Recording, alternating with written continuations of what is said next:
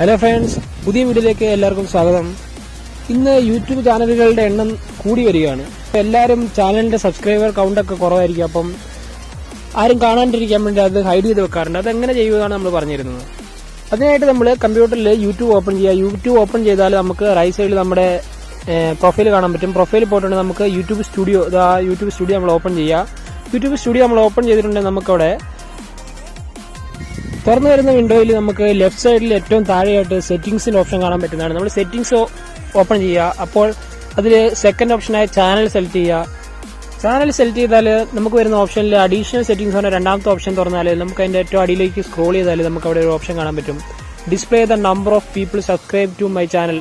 ഈ ഓപ്ഷൻ നമ്മൾ എനേബിൾ ചെയ്ത് വെച്ചിട്ടുണ്ടെങ്കിൽ നമ്മുടെ സബ്സ്ക്രൈബർ കൗണ്ട് മറ്റുള്ളവർക്ക് കാണാൻ പറ്റും. ഇതിപ്പോൾ ഞാൻ ഓഫ് ചെയ്ത് വെച്ചിരിക്കുകയാണ്, അതുകൊണ്ട് മറ്റുള്ളവർക്ക് ആർക്കും നമ്മുടെ സബ്സ്ക്രൈബർ കൗണ്ട് കാണാൻ സാധിക്കുന്നതല്ല. ഇതാണ് നമ്മൾ ചെയ്യേണ്ടത്. ഇത്രയും സിമ്പിൾ ഓപ്ഷനാണ്. മൊബൈൽ യൂസ് ചെയ്യുന്നവർക്കും സെയിം മെത്തേഡ് നമുക്ക് ചെയ്യാൻ പറ്റുന്നതാണ് ക്രോം ബ്രൗസർ യൂസ് ചെയ്തിട്ട്.